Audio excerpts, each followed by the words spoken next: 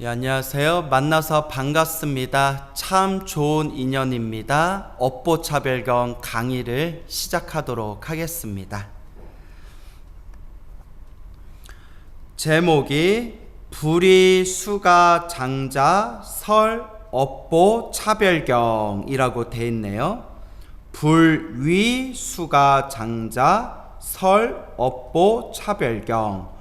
부처님께서 수가 장자를 위하여 업보의 차별에 대해서 설하신 경전이다. 이렇게 해석하면 되겠습니다. 부처님께서 수가 장자를 위하여 업보의 차별에 대해서 설하신 경전이다. 이와 같이 나는 들었다. 이와 같이 나는 들었다. 우리 불교 경전은 처음에 시작을 할 때 항상 여시아문, 이와 같이 나는 들었다로 시작을 하죠. 이와 같이 나는 들었다에서 나는 부처님의 10대 제자 중에 다문 제일이라고 불리웠던 아난스님, 아난존자를 뜻합니다. 그래서 아난존자께서 부처님께서 세상을 떠나시고 500명의 아라한들과 함께 부처님의 말씀, 부처님의 경전을 결집하게 됩니다. 그때 아난스님께서 나는 이와 같이 들었다, 이와 같이 나는 들었다라고 그렇게 첫 말씀을 이제 하게 됩니다. 그래서 아난스님께서 당신이 들었던 대로 그대로 설하겠다, 당신이 부처님께 말씀을 들은 그대로 사람들에게 전하겠다라는 그런 의지의 표현이 여시아문, 이와 같이 나는 들었다라는 그런 말씀이 되겠습니다. 어느 때 부처님께서는 사위국의 기수급 고도건에 계셨다. 어느 때 부처님께서는 사위국 기수급 고도건, 줄여서 기원정사라고 하죠. 기원정사에 계셨다. 그때 부처님께서 도제야의 아들 수가 장자에게 말씀하셨다.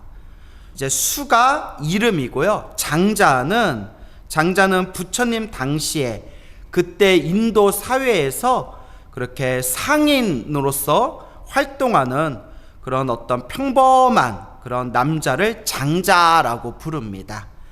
그리고 또 불교 경전에서는 부유하고 어느 정도의 덕을 갖춘 사람들을 또 장자라고 표현하기도 합니다. 그러니까 그냥 평범한 사람, 그리고 평범한 사람인데 어느 정도 높은 지위를 유지하고 있는 평범한 사람, 그런 사람을 장자라고 부른다. 이렇게 이해하시면 되겠죠.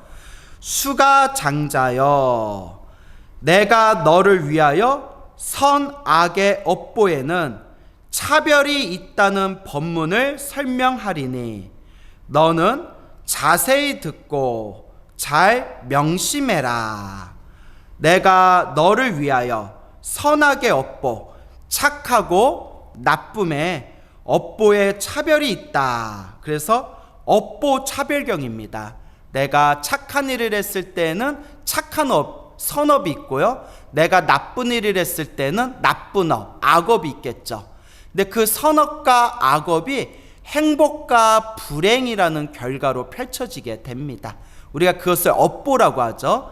그래서 이와 같이 내가 지은 인연법 따라서 내가 지었던 그 업의 힘에 의해서 선업과 악업, 나아가 행복과 불행이라는 수많은 차별이 펼쳐지게 된다. 그래서 업보 차별경이 바로 이러한 내가 지은 업보의 각가지 차별의 모습에 대해서 자세하게 설법하고 있는 경전이 바로 업보 차별경이 되겠습니다. 그래서 선악의 업보에는 차별이 있다. 내가 선업을 지었으면 그 선업의 결과가 있고, 내가 악업을 지었으면 그 악업의 결과가 있고, 선업을 지었을 때도 어떤 선업을 지었을 때 또 이러이러한 여러 가지 차별이 있고, 악업을 저질렀을 때에도 이러이러한 악업을 저질렀을 때 또에 그에 상응하는 수많은 차별의 결과들이 펼쳐진다. 그래서 업보 차별경에서는 이런 선업과 악업에 대해서 각가지의 여러 가지 모습들을 자세하게 설명하는 것이 업보 차별경이 되겠습니다. 너는 자세히 듣고 잘 명심하라. 예, 세존이시여 듣고 싶습니다. 세존이시여, 세상에서 가장 존귀하신 분이란 뜻이죠. 그래서 부처님의 별명을 뜻합니다. 예, 세존이시여, 세상에서 가장 존귀한 분이시여 듣고 싶습니다. 자, 이 이야기가 펼쳐지게 된 게 이제 또 비하인드 스토리가 있습니다. 자, 지금 부처님께 법문을 듣고 있는 이 남자가 바로 수가장자입니다. 수가장자는 요 경전에 보면 도제야의 아들이다 라고 나와 있습니다. 근데 도제야의 아들이었던 수가장자가 왜 부처님을 찾아와서 이 업보차별경이라는 경전을 듣게 되었는지, 선악의 업보차별에 대한 법문을 듣게 되었는지, 그 이면에 또 재미난 이야기가 사실 이렇게 깔려져 있습니다. 자, 요 책에는 나오지는 않는데 다른 이역본에 보면, 그러니까 다른 번역본에 보면 이 수가장자가 부처님께 법문을 듣게 되는 그런 사연이 아주 재미난 이야기가 전해지고 있습니다. 이 수가장자의 아버지였던 도제야가 엄청나게 큰 부자였다고 합니다. 굉장히 큰 부자였는데 평소에 굉장히 인색한 구두쇠였다고 합니다. 아주 욕심 많고 인색하고 사람들에게 베풀 줄 모르는 그런 구두쇠였다고 합니다.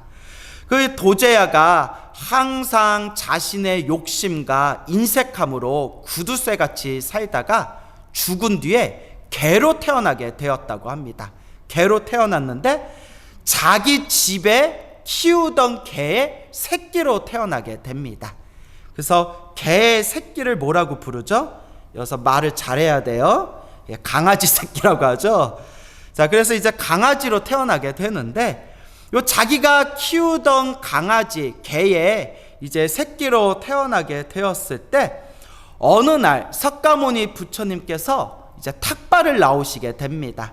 탁발을 나오셔서 하루는 이 죽은 도제야의 집, 그러니까 개로 태어난 도제야의 집, 이 도제야의 아들인 수가장자의 집 앞을 지나가게 되는데 그때 개로 태어난 도제야가, 강아지 새끼로 태어난 이 도제야가 석가모니 부처님을 향해서 막 멍멍 짖습니다. 멍멍 짖으니까 그때 석가모니 부처님께서 그 강아지를 쳐다보시면서 이렇게 말씀하십니다.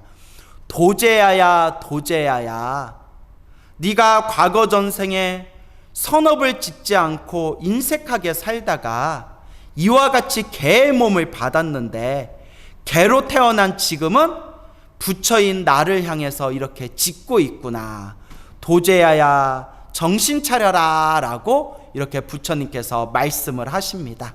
그 옆에 있는 하인들이 그 소리를 듣고 깜짝 놀란 거예요.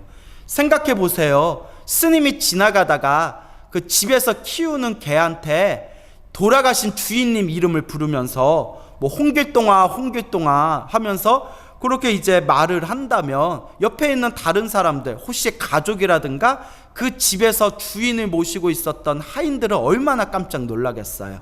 그래서 이 하인들이 도제야의 아들인 현재 주인인 수가장자에게 그날 있었던 일을 그대로 전합니다.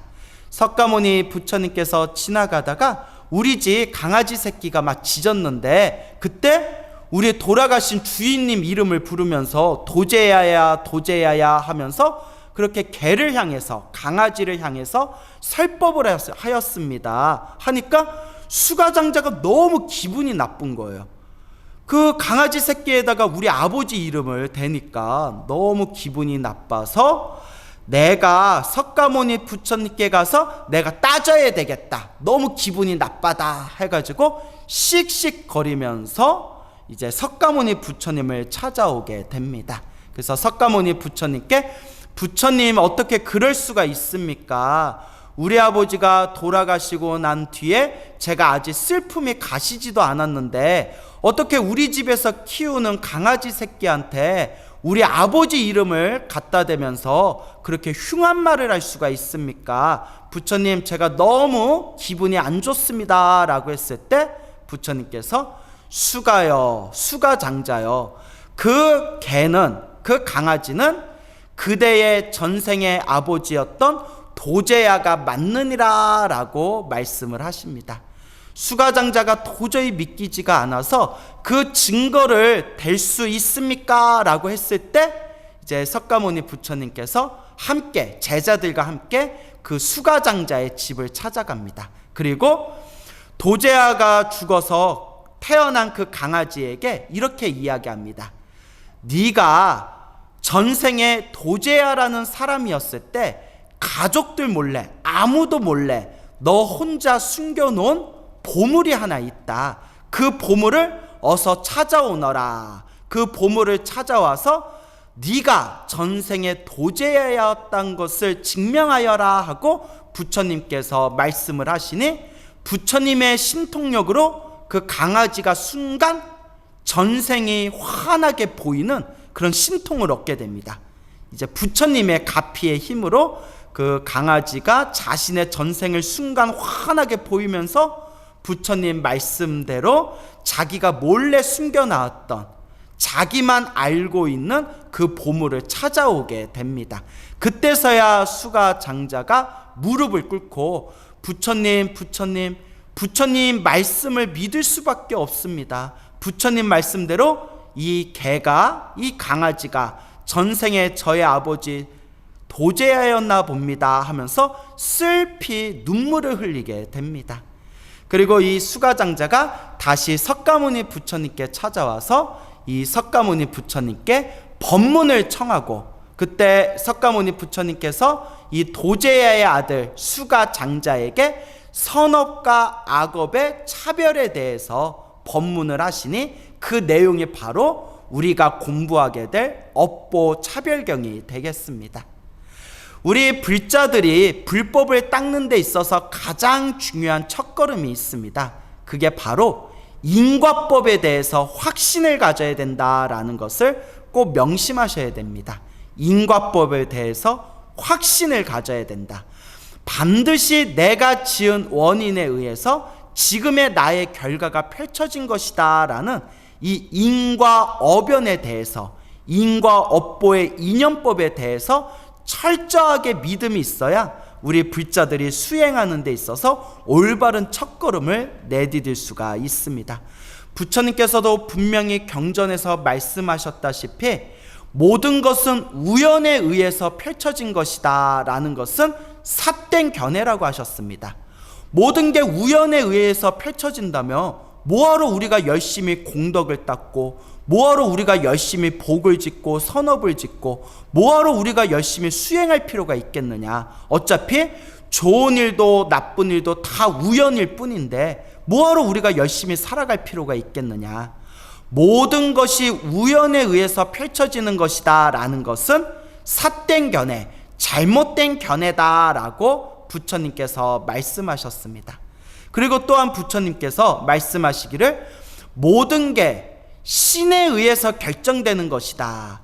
모든 것들이 하늘에 있는 절대자 신에 의해서 모든 운명이 결정되는 것이다 라는 견해도 잘못된 견해, 삿된 견해라고 말씀하셨습니다. 모든 게 신에 의해서 결정되는 거라면 우리가 뭐하러 복과 선업과 공덕을 열심히 쌓을 필요가 있겠느냐. 뭐하러 우리가 열심히 수행할 필요가 있겠느냐. 어차피 하늘에 있는 절대자 신에 의해서 모든 게 결정될 텐데 우리가 열심히 살아갈 필요가 무엇이 있겠느냐라고 부처님께서 이 모든 견해들은 다 삿된 견해다라고 말씀하셨습니다. 그 세 번째가 불자들이 가장 헷갈려하는 건데, 세 번째에 대해서 부처님이 말씀하시기를 모든 것이 전생의 업보에 의해서 결정되는 것이다 라는 것도 잘못된 견해다 라고 말씀하셨습니다. 불자님들은 그런 부분에 대해서 헷갈려하는 분들이 있죠. 스님께서 모든 게 내가 지은 원인에 의해서 모든 것이 지금 이런 결과가 생긴 것이다 라고 말씀하셨는데, 그건 전생에 지은 내 업보에 의해서 이런 결과가 생긴 거 아닙니까? 근데 왜 부처님께서 삿된 견해라고 하신 겁니까? 자, 부처님께서 비판하셨던 것은 전생에 지었던 업보에 의해서 이번 생에 내 운명을 바꿀 수 없다라는 그 견해는 삿된 견해라고 말씀하신 겁니다. 이것은 바로 내가 지은 업보가 고정된 형태로서 절대 바꿀 수 없다라는 어리석은 견해를 깨트려주고 계시는 겁니다. 그래서 부처님께서 모든 것이 전생에 내가 지은 업보에 의해서 이러한 결과가 생긴 것이다 라는 것도 잘못된 견해이다. 전생에 내가 지었던 업에 의해서 이번 생에 이런 결과가 펼쳐졌다 하더라도 이번 생 나의 노력에 의해서 내 운명을 바꾸어 나갈 수 있다라는 것이 부처님께서 우리들에게 정말 가르쳐 주고 싶어 하셨던 인과법의 바른 도리가 되겠습니다. 그래서 불교는 운명을 바꾸는 법입니다. 운명을 바꾸는 법이다. 내 앞에 펼쳐진 행복과 불행이 다 내가 지은 업이었고, 내 앞에 펼쳐진 좋은 일도 나쁜 일도 다 내가 지은 업이었고, 지금 내 앞에 펼쳐진 좋은 인연도 나쁜 인연도 다 내가 지은 업이지만, 지금 이 순간 내가 어떤 노력을 하냐에 따라서, 어떻게 수행하고 어떻게 복과 선업과 공덕을 쌓냐에 따라서 내 운명을 더욱더 아름답게 바꾸어 나갈 수 있는 운명을 바꾸는 법이 바로 불법이다라는 것을 여러분들이 명심하셔야 됩니다. 그래서 부처님께서는 모든 것이 우연에 의해서 결정되는 것이다 라는 것을 잘못된 견해이다 이렇게 깨트리셨고요. 모든 것이 신이 결정한 것이다. 모든 것이 절대자인 신이 우리의 운명을 결정하는 것이다 라는 견해도 잘못된 견해이다 깨트리셨고요. 그리고 세 번째는 모든 것이 자신이 지은 전생의 업보로 인해서 이런 결과가 생긴 것이다 라는 것도 부처님께서 잘못된 견해이다 라고 깨트리셨습니다. 비록 지금 내 앞에 펼쳐진 상황이 전생에 내가 지었던 업보에 의해서 지금의 상황이 펼쳐졌다 하더라도 이번 생, 지금 이 순간 나의 노력에 의해서 운명을 바꿀 수 있다라는 것이 부처님의 바른 견해, 부처님의 바른 지혜다라는 것을 우리 불자님들이 꼭 기억하셔야 됩니다. 그래서 부처님께서 이와 같이 우리가 어떤 선업을 지어야 되는지, 어떤 악업을 우리가 피해야 되는지, 또한 내가 지었던 선업과 악업이 어떤 결과로 펼쳐지게 되는 것인지에 대해서 자상하게 설법하신 것이 바로 우리가 함께 공부할 업보 차별경이 되겠습니다. 그래서 여러분, 이 업보 차별경에 나와 있는 선업과 악업의 여러 가지 차별의 모습에 대해서 마음속에 깊이 되새기면서 내가 열심히 복과 선업과 공덕을 쌓고 또한 악업을 피하며 혹시 내가 지었던 악업들이 있더라면 이 악업을 내가 반드시 부처님의 가피와 공덕으로 소멸하겠다라는 그런 마음을 일으키셔야 됩니다. 그래서 불자가 수행하는 데 있어서 가장 첫걸음이 있다면 내가 지은 업은 반드시 내가 받는구나 라는 인과법에 대한 확신이 있어야 되고요. 또한 부처님의 인과법의 핵심은 지금 내 앞에 펼쳐진 상황이 내가 전생에 지었던 업보였다 하더라도 이번 생 나의 노력에 의해서 운명을 바꿀 수 있다라는 나의 운명을 개척하는 역동적인 그런 인과법에 대한 믿음을 갖추셔야 된다라는 것을 꼭 기억하시길 바랍니다. 자, 그러면 계속해서 읽어보겠습니다. 부처님께서 말씀하셨다. 모든 중생은 업에 매여 있고 업을 의지하고 제 업을 따라 굴러다닌다 라고 말씀하셨습니다. 자, 이 부분이 굉장히 중요합니다. 모든 중생은 업에 매여 있고 업에 의지하고 업을 따라 굴러다닌다. 자, 중생이란 표현이 있죠. 우리가 흔히 어리석은 사람, 답답한 사람을 일상에서 아이고 중생아 중생아 이렇게 표현을 하죠. 중생의 원래 어원을 살펴보면 중생의 원래 뜻은 윤회하는 존재라는 뜻입니다. 중생의 원래 뜻은 윤회하는 존재라는 뜻이 되겠습니다. 이 윤회하는 존재인 중생들은 끊임없이 윤회를 하면서 몸과 말과 생각으로 끊임없이 에너지를 만듭니다. 몸으로 에너지를 만들고 말로, 입으로 에너지를 만들고 생각으로 에너지를 만듭니다. 몸과 말과 생각으로 일으킨 이 에너지들을 우리가 업이라고 부르게 됩니다. 몸과 말과 생각으로 좋은 에너지를 만들었으면 그것을 선업이라고 하고요. 몸과 말과 생각으로 나쁜 에너지를 만들었으면 그것을 악업이라고 부르게 됩니다. 어쨌거나 내가 지은 선업과 악업, 이 업이라는 것이 윤회를 일으키는 원동력이 됩니다. 그래서 내가 지었던 선업은 윤회하면서 행복한 결과를 만들게 되고, 또한 내가 지었던 악업은 윤회하면서 악한 불행한 결과를 만들어내게 됩니다. 그래서 우리 윤회하는 모든 존재들은 부처님 말씀대로 업에 매여 있고 업에 구속되어 있고 업에 묶여 있고 업을 의지하게 되고, 우리 중생들이 이 윤회 세상에서 살아갈 수 있는 그 의지가 바로 업이 되는 것입니다. 업에 의해서 우리는 묶여 있고 이 업을 의지하게 되고, 또한 제 업을 따라, 자기가 지은 업을 따라 끊임없이 육도 윤회, 지옥, 악귀, 축생, 아슈라, 인간, 천상계, 육도 윤회를 굴러다니게 된다라는 뜻이 되겠습니다.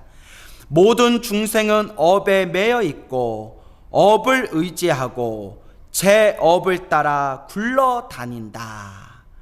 그렇기 때문에 이와 같이 내가 지은 업보 따라서 내 앞에 펼쳐진 지옥, 악귀, 축생, 아슈라, 인간, 천상세계, 그 모든 차별들과 또한 이 육도 윤회에서 몸을 받게 되었을 때 서로가 서로 똑같은 몸을 받았음에도 불구하고 어떤 중생은 행복하게 살아가고 어떤 중생은 불행하게 살아가는 그 모든 차별 경계에 대해서 설법하고 있는 것이 업보 차별경이 되겠습니다.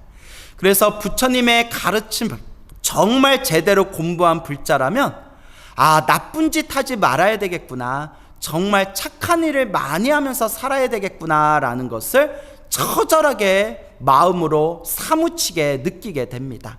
그리고 더 나아가서 이 윤회에서 벗어나고자 크나큰 마음을 일으킨 중생들은 선업도 놓아버리고 악업도 놓아버리고 모든 업을 초월해서 완전한 깨달음을 얻어 윤회에서 벗어나겠다라는 그런 거룩한 마음을 일으키게 됩니다.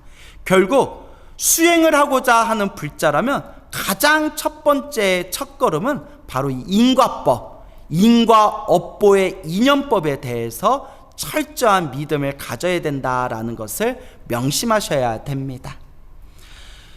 그러므로 거기에는 상, 중, 하의 차별이 있어서 각기 같지 않느니라.